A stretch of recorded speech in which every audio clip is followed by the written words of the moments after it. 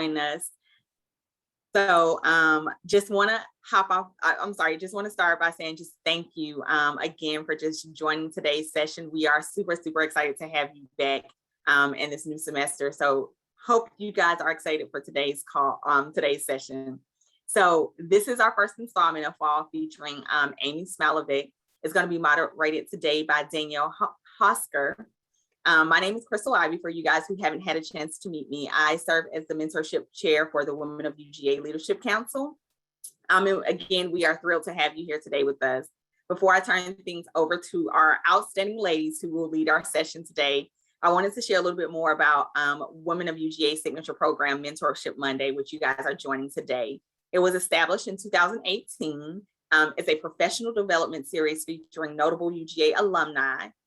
Each installment of the fall series will, and I'm sorry, each installment of this series will feature women from UGA who have graduated, and they have new perspectives. We'll have keynote, we'll either have panel style reflections, and then as always, we'll conclude with a question and answer session. We're excited to continue to provide quality networking and professional development in this virtual format. And again, it sounds like you guys are loving it as well. So we hope that you guys continue to join and participate as well.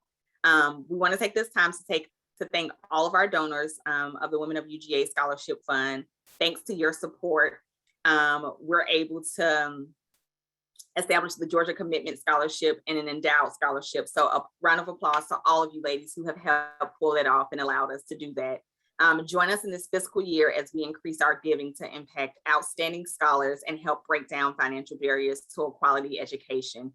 So if you are able, please make sure that you are give today by visiting our Women of UGA webpage. It's located at alumni.uga.edu. That's the website that you can go to give today if you're able to. Most definitely, we are grateful for anything that you are able to give as we continue to positively impact the lives of current students. Now I'm going to introduce our moderator, Danielle. She's a 2001 graduate and the founder of Dance FX Incorporated, Dance Athens Dance Festival, and also Dance Style Dancewear. She's also the founder of a women's label called Mason Hosker. And in addition to being a 3-time UGA Bulldog 100 recipient, she's also a UGA 40 under 40 honoree. And she's named one of the 50 most stylish Southerners by Southern Magazine, Living Magazine. So that is great. We're in great company today with Danielle as well as Amy. So another thing that I'll add is that she also was a speaker for us in 2019, a part of our Mentorship Monday series. So I'm going to take this time to welcome you, Danielle, and thank you for serving as our moderator and having a fruitful conversation today with Amy. Thank you so much. And I'm going to turn it over to you. Yay. Thank you. Thank you, Crystal. Very kind introduction. And thank you to the Women of UGA for having us today. It feels like Christmas for me to have Amy here and get to hear everything that she has to say. This woman is amazing. So I'm very, very excited. So a little background on Amy. Amy's a 1989 graduate from the J School, the Grady College of Journalism and Mass Communications. She is the founder and creative director of Tibby, women's wear brand. Amy grew up on St. Simon's Island in Georgia and was creatively influenced from an early age by her artist father. In 1997, Amy moved to Hong Kong with her husband, Frank Smyloveck, and acted on her entrepreneurial instincts. Surrounded by a vibrant business community in Hong Kong, Amy sourced local fabric markets to bring her sketches to life, and her pieces found an enthusiastic audience and expats. And soon Lane Crawford signed on to be Tibby's first wholesale account. 3 years later, the Smylovecks moved back to the United States and established Tibby's corporate operations. And today, Amy runs the business together with Frank, and the company is headquartered in New York City. I just want to say that this is not only a UGA icon, but a fashion industry icon. You would be hard pressed to find a premier retailer that has not carried Tibby, a fashion magazine that has not featured Tibby, and a female celebrity that has not worn Tibby. And the most inspiring thing to me about Amy is that she is a true woman warrior. She's not only survived for 25 years in the fashion industry, which is a huge feat in itself, but she has thrived, and she's done so on her own terms. So ladies of UGA, may I introduce you to the amazing Amy Smilovic, founder and creative director of Tibby. And Amy, on behalf of all of us at UGA, thank you so much for taking the time to be here with us today. Wow, thank you for that. That was very nice intro. So we're going to discuss, I think, a lot of the social media that you guys have done over the past year through your focus on authenticity and storytelling and just do it on the social media platform. But before we get there, can you take us back and tell us why you decided to start Tibby and how you launched this company? I decided to start it because I kind of think I always knew I wanted my own business. And growing up on a small island, I didn't know what that meant. For me, it was like setting up, instead of a lemonade stand, I would sell like trash that I had picked out of the bin and like refurbished, or I would crochet scarves and things like that. So I always knew I wanted my own business. But I didn't have a lot of visibility to careers. And I mean, of course, like I even worked in a clothing store growing up on St. Simon's, but I never really thought of it as a place where that would be a career for me. You kind of left the island thinking you would be like a doctor, a lawyer, a psychologist, or an artist, or a banker. Those were kind of the 5 jobs down there, or a teacher. And so when I got to the University of Georgia, I watched a movie called Nothing in Common with Tom Hanks at the time, and he was working at an ad agency. And I was like, oh my God, there's a place that includes like art and business and psychology and all of this. And so I thought that I found the career of my life, and went and signed on to get an advertising degree from Georgia.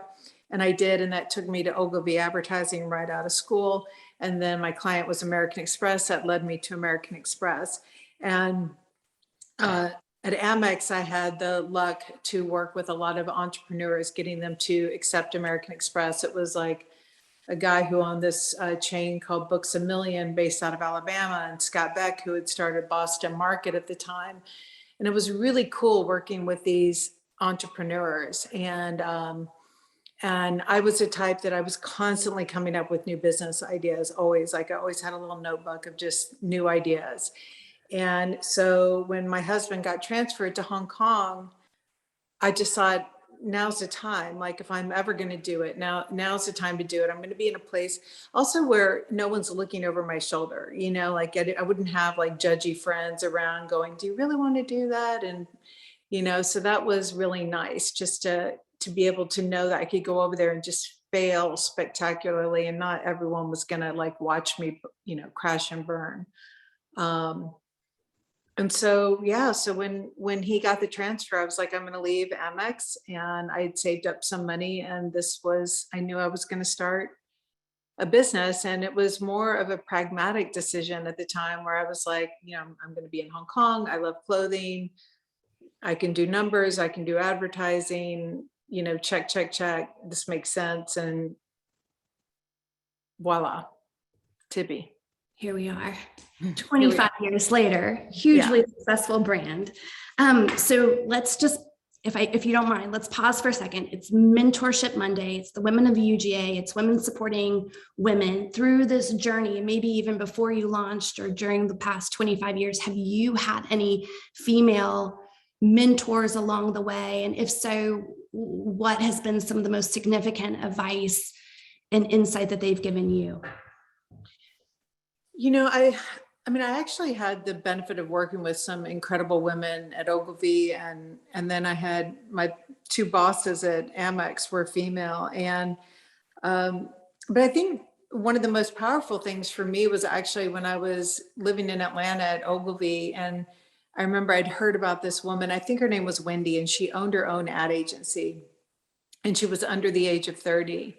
And I remember I was flying to New York one time to visit my client Amex, and this woman walked onto the airplane, and I remember she was wearing cowboy boots, jeans, and like a white button down. And she sat in first class, and she was this person who owned this agency. And that was the first time where I was like, I don't want to just work for these companies.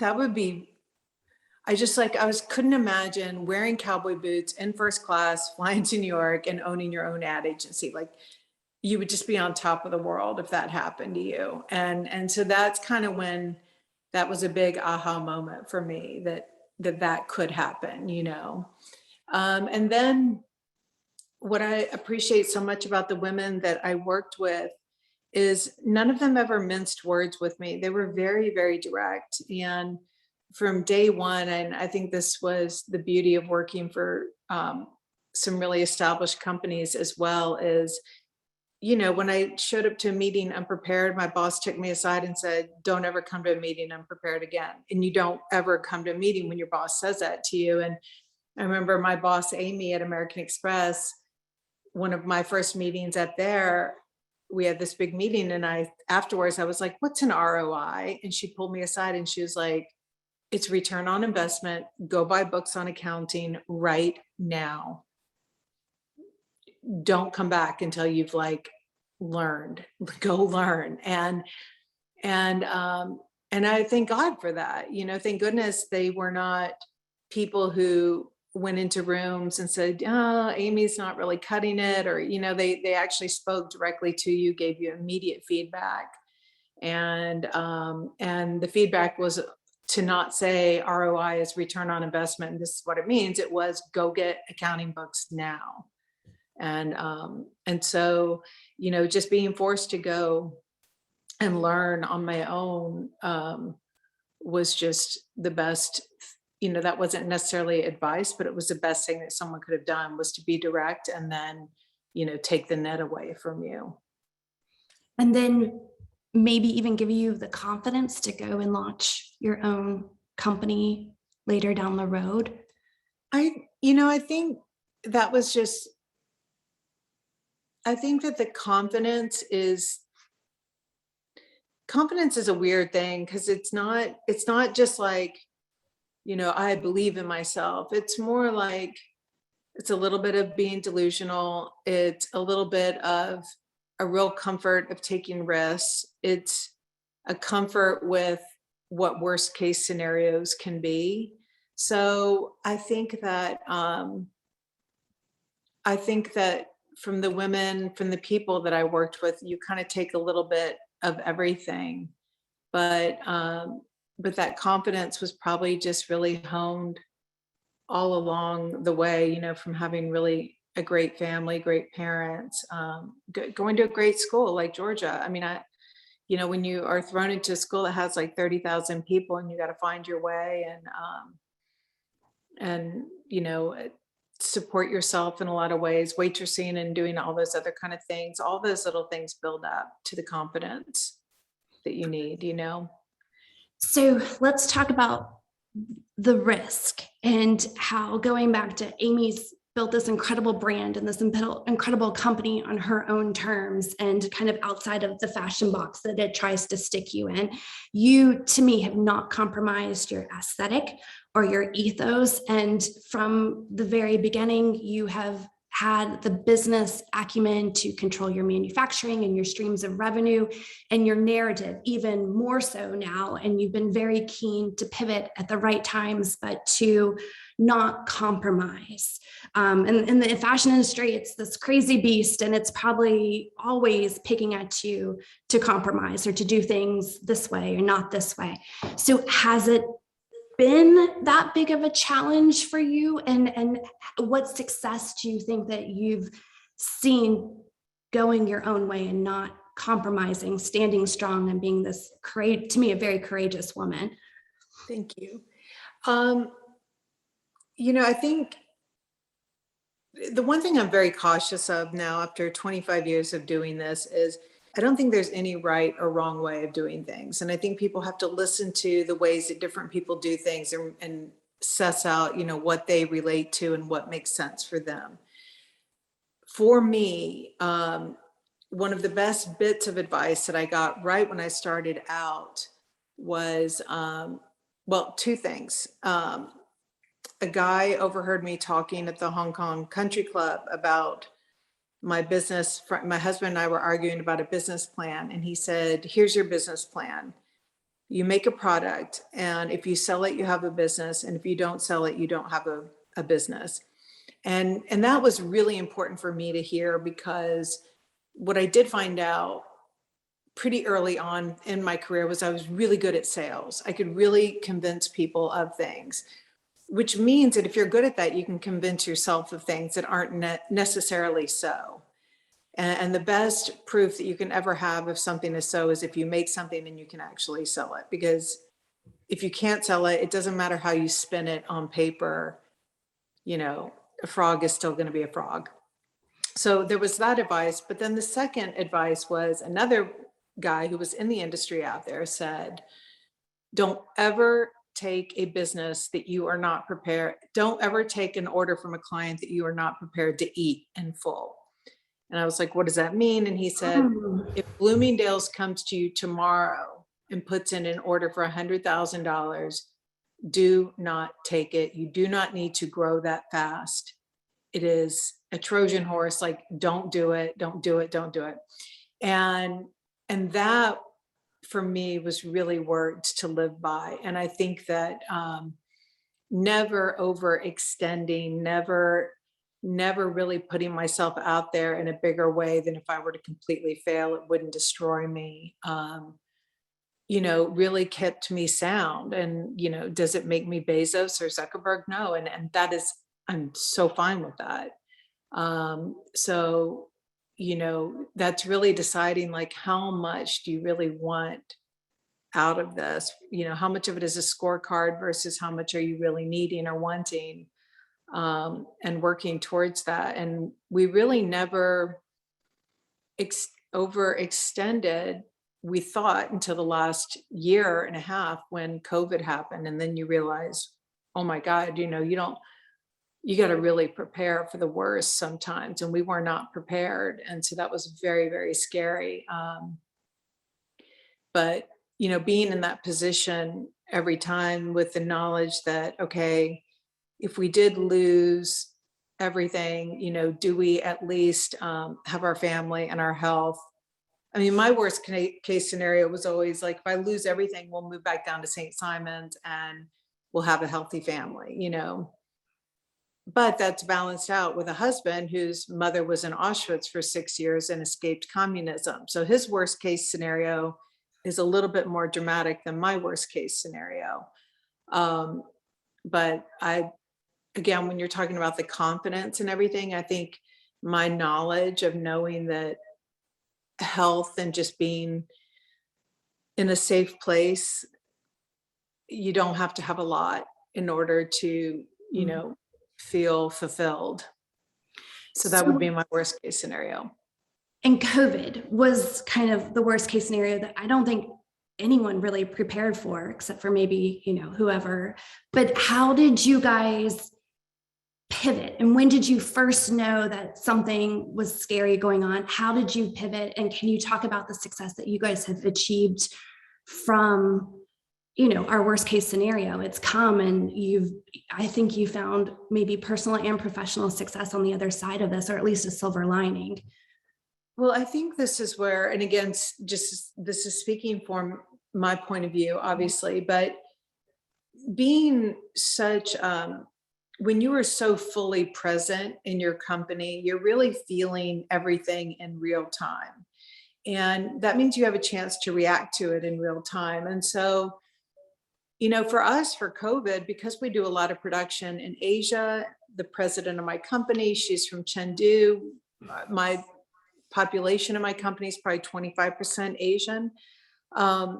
Stuff was going on back home for them, for their families. They were getting really panicked phone calls starting in early February. So when we made the decision to go to Paris Fashion Week at the end of February, beginning of March, I went over there with so much trepidation. I really did. And I ended up coming home early, and we went right into lockdown when we got back from Paris. And 7 days later, we ended up laying off half of the company. And the thing is we just knew I just knew in my gut that this was not going to be good at all. And I knew that what that meant was, we had at the time $5 million of shipments that had just gone out to big department stores. I had $10 million worth of orders that I had just put into factories for the fall season. I had a payroll that was around $500,000 biweekly, bi-monthly. There, like, I could do the math in my head. You just didn't have a runway that was going to last. So the best thing that we could do was to really get the employees off the books. The government had come out then and had already put into work the enhanced benefits. And for us, it was hard because I've never wanted to even rely on the government for any like unemployment, and certainly not for my employees. But it really came down to a matter of survival. I mean, it was really like, I can either try and keep everyone on board and we're going to all just sink with this ship, or we're going to do the right thing and for staying alive so that we can really keep 39 employees on board and keep them well. And so that's what we did. And so when you're forced to go in then and reduce your staff by half, the team that you have left is really, they can either become really disengaged or fully in it. And this team was so fully present. And over half of them had probably been with me for over 6 to 8 years. I mean, I have a lot of employees who've been with us 16, 17 years. So it's just all, that's when you just refocus and you're like, okay, this company is nothing about creating great product and finding ways to sell the great product and then collecting money on the great product. Like, those are the three things that we have to do. And if you're doing anything that is not involved with those three things, then it has no purpose, no reason for being. So you become really hyper focused on your priorities, which I would say that hyper focus I had not experienced since my first 5 years of being in business. And so, anyone in their first 5 years, that's where your focus should be as well. And I know for a lot of people, especially when you start up a business and you start getting all these, all this stuff in your, all this spam from everyone who's like, hey, I came across your name on LinkedIn and it looks like you're not optimizing your blah, blah, blah. Like, your head gets turned so many different ways. You think so many other people are experts, and really kind of at night, knowing that checklist of what your priorities are is really, really key. You have to stay focused.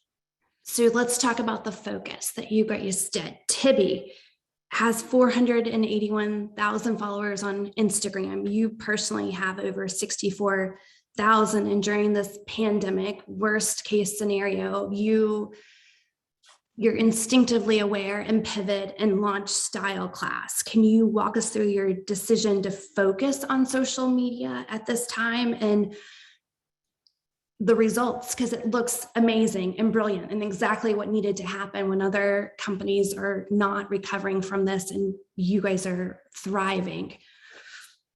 Well, I think that's when you have to really take stock of what it is that you have to offer. And whether it's like, just think like David and Goliath. I mean, you really have to think about what are the unique attributes that you have because you are so small, because you are present and the one doing your business. And so when I remember I was literally just on a Zoom call with my art director and Dion, my stylist, and my head of design, and we were just chatting. And I thought, other people would probably like to hear this conversation because it's real. These are all, no one's a talking head for our company here. These are all like the real people who are doing the real work. And so I was like, why don't we just try making this live? Why don't we start engaging other people in these conversations? And so Dion and I just decided, like, let's do the split screen and start talking about style and see where this goes. And this is when, you sit there and for me, I took stock and I thought, well, there aren't many other people who own their own company, a fashion company, who have, you can look at my age as a negative or you can look at it as a positive, and I was choosing to view it through the lens of, I can relate to people who've had children, people who've put kids through school, people who've had husbands whose parents have died, people, just people who've lived overseas or who grew up in the South and married a Czech immigrant. It was like I realized I could talk from a lot of different angles, and so maybe that maturity that in our industry needs to be swept under the rug a lot, maybe that could actually become a real advantage. Mhm. And maybe that maturity would be needed right now, and that maybe even if you are in high school and you're listening to it, you're getting something out of it. You're not presenting this as a line for old people or anything like that. It's just a line for people who really are wanting to come together and just find out how things are done and be curious and have a conversation and try and unpack what style is and how they can get it.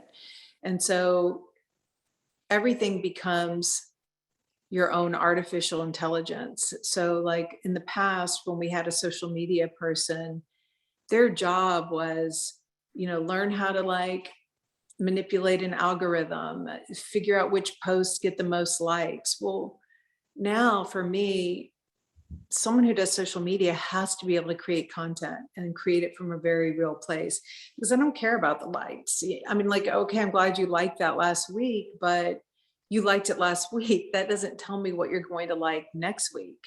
So that comes from the gut. So you have to be so in it. You have to be reading all these DMs. And when you're so fully present, then you know what the next turns are to take. You don't get them from a book, and you don't get them from a sell-through report even. You really don't. And so if you just do what feels natural, it might seem a little chaotic for the first month or two, but then you have to constantly be putting the pieces together and making the connections and figuring out, what am I going to lean into? And when I first started, there are things that I talked about that it wasn't that they didn't get likes, but no one asked questions about it. Like I would spend a lot of time, like on paper before COVID, we thought like one of the most important things to talk about was like the quality of the clothing. And now when I talk about the clothing quality, people are like, ugh, they assume that the quality is going to be great. They want to talk about like, how's it going to make them feel? Or, are we doing the right thing with who we're having make the clothing? And who are the interesting people that are shipping the clothing for us? They assume that the hemline is going to be balanced, and I don't need to talk about that. And the good thing is I didn't need to wait for an ad agency to tell me that, or, Mhm. a social media person to tell me that, she wasn't getting likes on it. So it really is learning to trust yourself. And the great thing is in social media, you don't get these yes people. You get enough comments back on DMs, and you really do realize what you can trust and run with. So that instinct and that being able to trust yourself has been so key for you guys. And it sounds like maybe the reprioritizing that COVID's made so many of us do has been beneficial. You're closer to your consumer now via social media. You as the founder, they can reach out and touch you. So how has that been from your day-to-day as the creative director, and now your role, maybe the role that you're doing now compared to the role that when you were launching during those 5 incredibly tough launch years versus today? Well, I think that in the beginning you were doing what you loved, and you were really hoping that you could get other people to love it.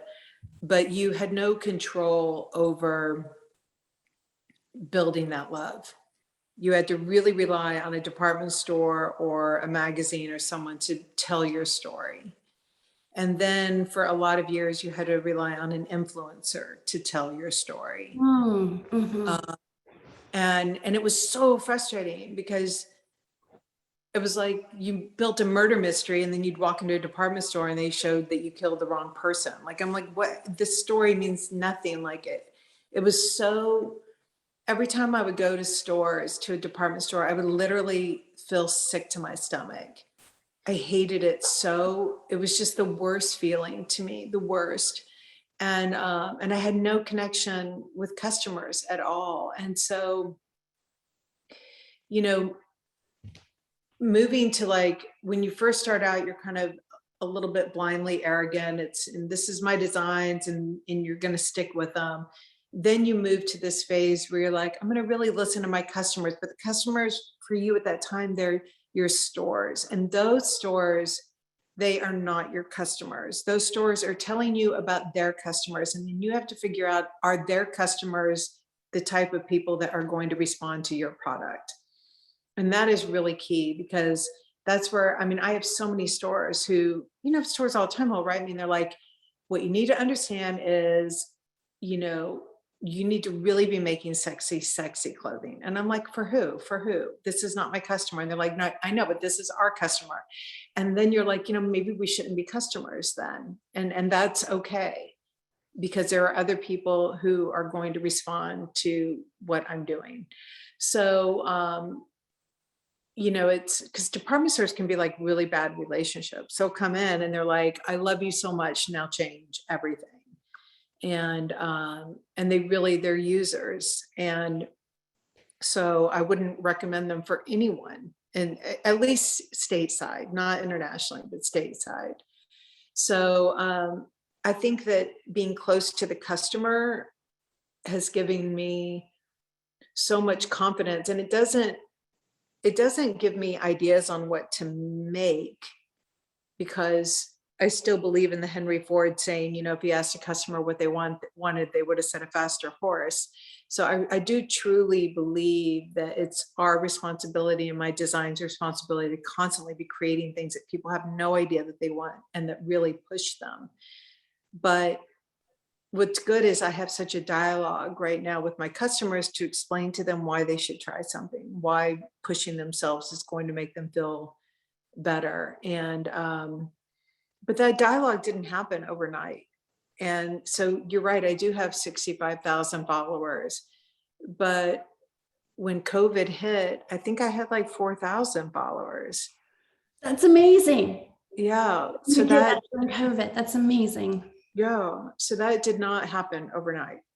And it did not happen because of a strategy. And there was no ad agency hired to push this along. There were no sponsored ads placed. And in fact, since COVID hit, we've eliminated all of our, all the retargeting and everything that we used to do in social media. We don't do any of that anymore. It is all organic. Like, there might be a paid one every now and then that someone gets promoting IG Live, but everything is by and large organic. I'm looking at the comments coming in, and it's just that impact that you've had on people during these Instagram lives is just incredible. I think it's been very beneficial for them, stylistically and fashionably, maybe a break with the reality that we've all been experiencing, but just that touch point has been very powerful. For everyone out there, if you have questions for Amy, we're going to open it up for questions. And then while we wait to get some of those in, I do want to talk about, you have coined this phrase, creative pragmatic, functional, but creative. And this, I think, was really in reference to the brand Tibby and the aesthetic that you guys were presenting, but it's obvious that it communicates right into you as a leader and a founder. And I think it's a recipe for success in the fashion industry, but probably cross boundaries. And probably a lot of the women here, we feel like we're, creative pragmatics as well. So thank you for that term. It's very powerful. How did that come about, and has that benefited Tibby from a sales point and revenue generator as well? Well, what's interesting is I remember the moment that the need to create something came about was Emeka, who had been my head of marketing at the time. He had gotten back from Tokyo, and he came in and he said, I think we need some type of name to describe what we are so that people can really latch onto it as a community. And he said, I was in Tokyo and there was like these something boys. I can't remember what the name was, but he's like, there's a name for like different ways that people dress. And you have like the Harajuku girls and, so he was like, what would our name be if we came up with a name? And I remember I said, I came up with creative pragmatist. And he didn't like it right away, whatever. It was one of those, like I needed to explain it. I think he wanted something a little more fun or sexy or whatever. But once we started using it, it just became, it was so logical. Like it absolutely said what we were. And it carved a niche for us that had always been there. It just had never been defined. And that's where, as a clothing brand, I had always been so frustrated because it just simply did not exist as a category. You went into stores and they were divided up by price point, and then they were sexy, feminine, edgy, bohemian, or modernist. And modernist tended to be like very like Rick Owens extreme, and bohemians, all the rest. And so it was really hard for me to ever sell to a store because I couldn't just say what I was. I was constantly saying, well, I'm not that sexy, and I'm definitely not bohemian, and I'm kind of modern, but not, and so it was really like putting a line in the sand to say, this is who we are. We are people who love being creative, and then that complete functionality is really important to us too, because we're very pragmatic. We have real lives. We have to really rest during the day, but we put a tremendous amount of value in style and showing that we're creative people, because creativity to us, it's not about just painting. It means that you have curiosity. It means you're open-minded. It really means a lot. And so creative pragmatist is what really stuck. And, I have a lot of people who are, interior decorators and law firms and tech people who've reached out to me, and they're like, I hope you don't mind, but we're really using this term because it really does explain this balance. And so, when you start doing things on your own, people come up to me and the first thing they ask now is, they're like, how do you have time for answering all those DMs? Do you really read every DM? How do you have time for it? And I really believe that it is fully 50% of my job right now to do that. I'm like, how would I not have time to hear how people are responding to things, to hear what they might really be loving that we should, we don't do merchandising reports anymore. If I get 5 DMs over the weekend from people telling me they're trying to hunt down a cargo pant with a camouflage detail to it, that's all I need to know. Then I'm writing our Monet, my head of planning, and I'm like, we need to go back in and order more of these. So before, we used to have to like get all these stupid reports in, and then we'd sit in a meeting and we would analyze them. So yes, I do spend tons of time answering all those DMs, but in one swoop, it gives me so much knowledge to act on in the company. And then from a leader perspective, all of my DMs, it keeps everyone focused. I mean, if I do a DM in the morning about navy blue, then, my merchandising, my e-commerce person, she's going to re-merchandise the site to focus on the navy blue items. And everyone, all of a sudden, the store team then takes it and reposts it. So everyone is constantly speaking the same language, because it's like at Walmart when you would hear about those stories, how every morning they would get together and the leader would be like, oh, this is what we're going to do for the day. my stories on Instagram, like they're talking to the employees just as much as they're talking to the consumer. So it's keeping us all very much on the same page. So Mary Margaret, let me know if she did not answer your question, but it sounds like it's 50% of your time is really now devoted to social media. And because you're the one in control of that, you guys are seeing the results of that so much quicker. Is there anything that, and I'm taking a question from Katrina right now, that you wish you had done differently in the early days, maybe if it pertains to social media at all? You know, I really have such a hard time answering that, because everything that we've done badly at least led us to another place that I don't know that I would have gotten to had we not done the first thing badly. The only thing I can say unequivocally that I wish that I had done better was that my husband's favorite saying is that hope is not a strategy. And I think that there were times where if I saw like something bad on a production floor, I would think, I hope the rest isn't like this, where I'm like, no, I should have just pulled it off and said, stop everything. And, you know, so just being very, hope is not a strategy. Don't fool yourself. I've definitely tried to fool myself before, and I can con myself easily. So don't do that. And how did you go from 4,000 pre-COVID followers to 65,000? Was it just the engagement and word of mouth and it spread? Were you guys doing anything else? Because that's a very inspiring jump in followers. You know, I think that it's two things. Number one, I definitely didn't overthink anything. Okay. You just do it. And number two, the one thing that I've heard from the most people is that they've said that they are glad that they know about me, but they're really glad they don't know too much about me.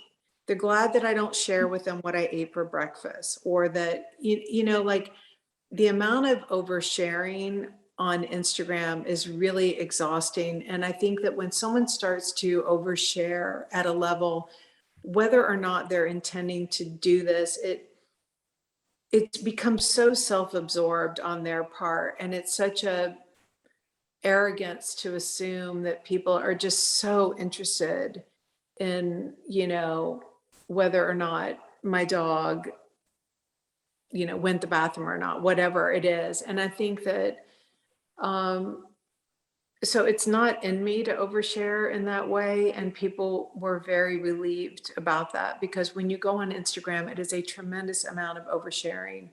And I really try and never post anything where it's like, sometimes you can fall into it. Like we did my social media person a few weeks ago had posted a post that said, putting the fun back in fundamentals. And I was like, what does that even mean? What does that mean? Stop, get that off. Like, it's crazy how you can be tempted to like do a pun or something. But I always try and go through a check mark that, is someone going to learn something from this information that I'm giving them? And if they're not, or if they're not going to really maybe laugh hard, but if they're going to laugh hard, it's really because I'm wanting them to like watch movies like Fletch or Clueless or something like that. But it's like, are they going to really learn something from this? Are they going to get something of value out of it? And no one gets anything out of value of knowing like what I ate for breakfast. So keeping it real means a lot to people. And when they, what happens is the way that you then grow your audience is because when someone learns something, they become very anxious to share that knowledge with other people. And so that's when people would screenshot what I wrote and then they would repost it. And people get excited to learn something. They want to share good news, and people want to share shitty news, but they also want to share good news or good things. And the authenticity, I think, is very powerful, in line with what it's just a very powerful message that you guys are putting out. There's again, it's a really unique position that people are in right now. Mm-hmm. Big companies by definition cannot be authentic. This is your David and Goliath moment, if there ever was one. Authenticity is most important. Anyone starting out has that in spades. So, okay, let's go with that. I think it's Hannah Davidson. She's in the process of starting her own clothing brand. What amount of product sales do I need prior to approaching investors for first round fundraising? And before this, we kind of talked about Amy's brand, Tibby, is incredibly powerful to me because they have not taken on fundraising. And can you talk about the pros and cons of taking on an investor and how you guys have steered and controlled your growth? I think it's a very powerful message that a lot of people need to hear prior to launching, or, knowing what's coming down the road and the pros and cons to that. Yeah, I mean, again, I can only speak for myself here, but I think that a lot of people have grown up in this era of Shark Tank and, putting the pitch together, getting the money. And so I think you have to really think like, why are you starting your own clothing line? And a lot of people, the answer to that is rarely, I am starting my own clothing line so that I can report to a bunch of guys in Patagonia jackets and bad khakis. And that usually is the reality. If you get the funding from the big private equity guys or women, and when I say the bad Patagonia vests and khakis, that applies to those women in those fields as well. That's what you're doing. You were saying that, Bob or Sheila in Greenwich are going to be better equipped to ultimately run your business than you are. And so if you don't want that, and if you can afford to, I started out, I made 4 items of clothing and I produced it and I figured out how much I could spend to make that first production run. And then I sold it, and then I made more, and then I sold it, and then I made more. And, there's this company, I was asking that store Heary's in Athens about this company called Royal Highness. It's a crazy name, but I don't know if you guys are familiar with it. And it's a sleepwear line. And I don't have any information on the company. I think they're privately owned. They're in Flintstone, Georgia. But what I want to say about them is they only make white pajamas, and they make white pajamas. I know this because the white cotton threads stay the most pure, the most softest. It's a way to make sure that you get the highest level of quality. And those pajamas, they only make like 4 styles and they last forever. And I see them when you go on their site, they've got like 400 points of distribution with this like handful, like these 5 items. So I just think that, really get realistic with yourself of what is it that you want and how soon do you have to have it. And when you're doing that, remember that you are likely to live until you're 80. So make good decisions now so that when you are my age, I'm not 80, but when you're my age, that you can really live with those decisions. And it's not, it is a marathon. It is not a sprint for me. And that is what I would have really told my starting out self, that this idea of creating the magic pitch for those guys is, they'll say some crazy crap to you, I've never, ever had a meeting with a group of investors where I walked out of it thinking I'm a better person for that. And I really learned something. I haven't. It's really confirmed. Like, I'm so glad we're not in bed with these guys, literally. Okay, so I'm going to switch gears and go to another question, but we might come back to this because I'm just so enamored with all that. But so Hillary asked, are you going to remake the sculpted sweatshirt you're wearing? I'm dying for it. Yes, we are actually. Yay! And again, this is question. But this is the world of DMs. Like when I did this a while back, it was not a great seller, and I've worn it on a bunch of IG lives now, and people are always like, if you don't remake that, I'm going to kill you. So yes, we are, and it's shipping in November. And any advice from Lee on what to wear to UJ Clemson games, factoring the heat and a 7:30 kickoff? Yes, I would wear a pair of nylon joggers, a really cool t-shirt, a blazer, and a baseball cap. Okay, go through that one more time. Like, I would wear nylon joggers, a okay, really cool t-shirt, but a blazer and a okay. baseball cap. Because a blazer you can take off when you're doing the tailgating. Um, anyways, that's my Arkansas uniform that I just laid out for you. So Bravo. I speak from experience. What other questions do you guys have for Amy before we go to small group? If you don't mind messaging them, I can pick them up. And then Amy, what have we not touched on that you want to convey or just drop a little hint to all of us out here in Zoom world? Probably women that are climbing the corporate ladder and balancing motherhood and being a wife and being everything to everyone. And some of us even thinking about launching new businesses. Anything that we've missed that you would like to touch on? I just can't be emphatic enough though about the idea of just doing it, but especially in the world of social media though, when you just do it, do have conversations with yourself and others so in your head before you do some things, because I think that you know, one of the benefits that I do have with my company is that in a very natural, organic way, it's incredibly diverse. And so I am constantly getting the viewpoints from people who have come from all different backgrounds. And it's diverse in race, religion, and age.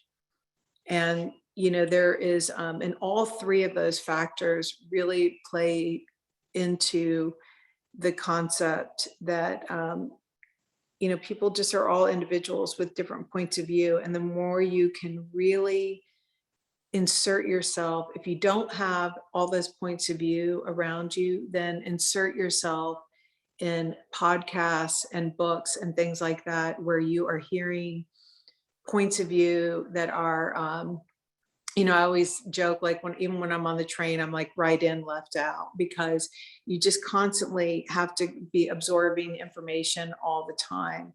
And so then when you speak, it's not that you're speaking. I don't ever engage in politics on my Instagram, and people have been so relieved for that. I think there's a tremendous misnomer out there that people have to say where they stand on everything. I'm using my Instagram to say where I stand on style. And I use all the different points of view in my head so that I can be very open-minded about how people will interpret my style and use it in their life. So I just really encourage people to stay really well informed, but that doesn't necessarily mean that you need to bear that on Instagram. And even when you get one or two DMs that demand that you do that, make sure that you're balancing it with for me, 63,998 other people that did not write with that same demand, So just be super, super curious and then act on it, because it's good to act on instinct, but you actually have to hone your instinct. And that's where earlier when we were talking before this started, I was saying that waitressing, bagging groceries, working in a clothing store, all of those things really have come together to formulate who I am. And it's the well that I draw on all the time when I'm writing something. So those are service-based businesses. And Laura has brought up a really great question for service-based businesses. Mm-hmm. Do you have any creative, pragmatic advice for them? I think that, it really is, again, focusing on what it is that you're wanting to offer, what you're wanting to be great at, and then doing it like crazy.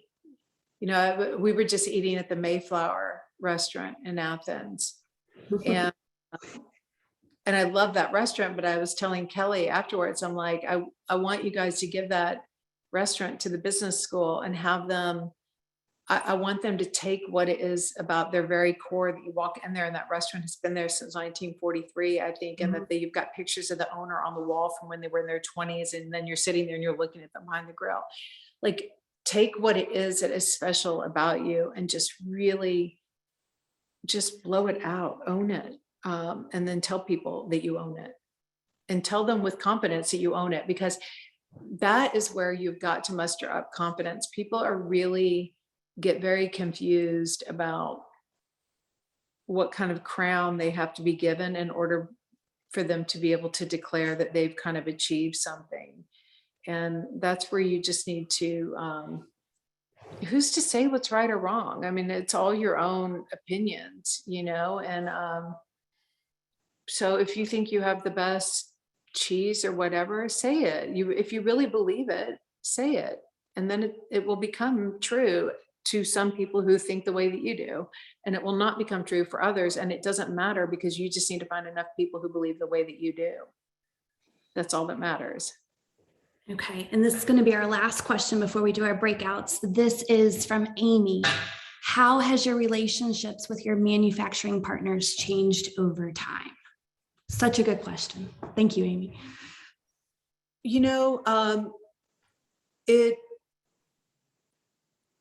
It's changed over time in that there's more and more mutual trust, especially after COVID, because I think that us being present and working out payments and everything with them was really critical, because you came from this industry. I mean, there are a lot of designers who burn through factories. There are a lot of designers whose production teams have no other bigger responsibility than to take a sweatshirt and go out and find the cheapest, best way to manufacture it. And so each season they're constantly recycling through new factories. They don't build up relationships because they're constantly in search of the lowest price point. And for us, we have never done that, because the unease of not knowing each season who's going to be, I would rather, I don't want my factories to hear this, but I'd rather pay double to a factory and have the knowledge that I know them and I can count on them, and I know Danny and Lee or whoever is at the factory. I wouldn't trade that for the world. So, really choosing a factory, training them on what you want and need, and sticking with them is key. So now if I do need a really good price on a sweatshirt for whatever reason, because I need to sell it at a lower price to the consumer, then you sit down and you say, well, okay, if we do this sweatshirt at this price, I'm going to charge me double for this jacket where I have a much higher margin, and we can split the difference and work it out. And so you have to really be able to negotiate with the factories as humans who are in business just like you're in business, and you have to treat them like humans. And that hasn't changed, because I think starting out in Hong Kong with Benny and Ivan at the factory, and those were their English names, but it was face to face. I wasn't going to not pay them and run. I mean, I had eye contact with these people. So, and the factories have evolved, because things like sustainability and everything, these are big, important factories. So our big, important causes are important to them too. And then you find new factories too, like in Lima, Peru, and places like that, that have these sustainable alpaca farms. But, someone practicing green practices is really key to working with the right people. But our factories have evolved as well. They did not stay stagnant over the last 25 years. So we are going to wrap up and go into breakout sessions now, but I personally just thank you. This has been so incredible. I'm going to have to go back and rewatch it. There was an infinite amount of really good insight and advice, and I thank you. And thank you guys all for the questions. These were wonderful. And to Francis and the UGA team, thank you for giving us Amy. That was awesome. Okay, so I think we're moving into breakout, and I'll let you guys take it from here. Thank you guys, Danielle and Amy. Round of applause and an awesome, awesome way to start our work week on a Monday, as well as kick off everything for Mentorship Monday. So thank you again, ladies, for just taking the time to have this conversation with us. We walked away with a lot of great nuggets from you, Amy, and I am forever grateful for it. As Danielle mentioned, we are about to get ready to go into our breakout sessions. For those of you who are joining, I know we are a little bit over, but wanted to take the time to put in a plug for the upcoming Mentorship Mondays that we have. So they are going to be on September 20th, October 18th, and November 15th this semester. So make sure you save those dates. Of course, you'll get more information as that time gets closer, but we do know that for September 20th, our speaker will be Germanique Ulcer. She's the managing director of social impact for the Lucas Museum of Narrative Art, and that is Lucas as in George Lucas. So she'll be joining us out of Los Angeles and speaking to you about owning your power in negotiations as you transition in your professional career.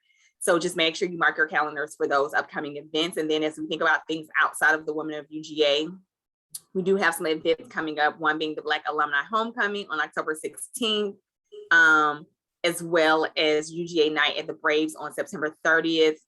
So essentially, no matter where you are, you're able to tune in to us here for these sessions, but then also reach out to any local chapters to see if they're going to have any game watching parties, things of that nature, and keep in mind the things that we just shared with you guys. And always follow us on UGA Alumni Association and Women of UGA on social media. So Instagram and Facebook, you can find us there. Again, for those of you who will be staying with us for breakout sessions, stay for a little bit longer so we can get put into those breakout sessions. For everyone else that has to leave us during this time, thank you again for joining, and we look forward to seeing you all at our next session. Hope you guys got a lot out of today's session. Thank you. Okay, go Amy.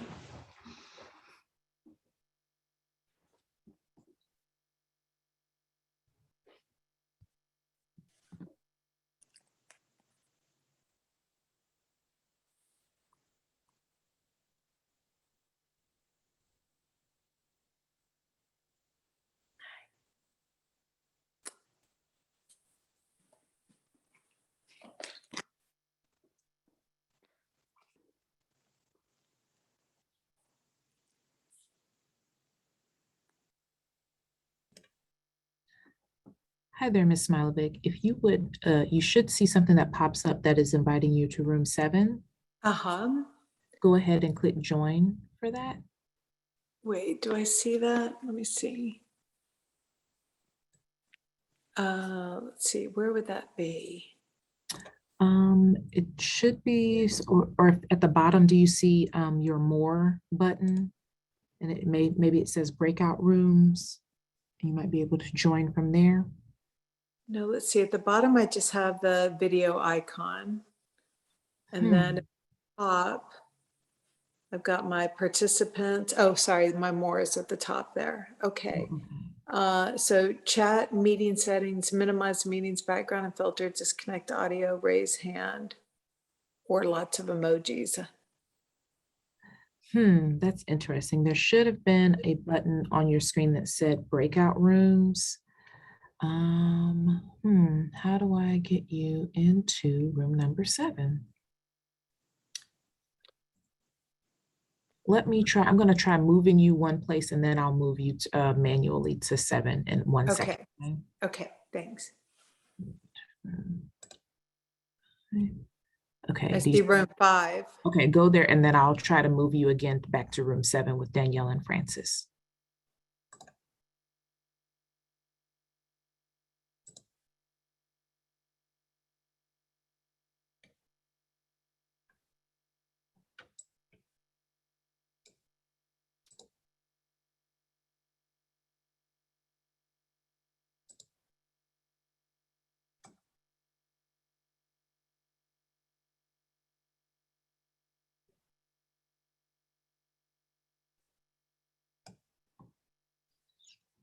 Hi there, Lauren. Were you still looking to join one of the rooms?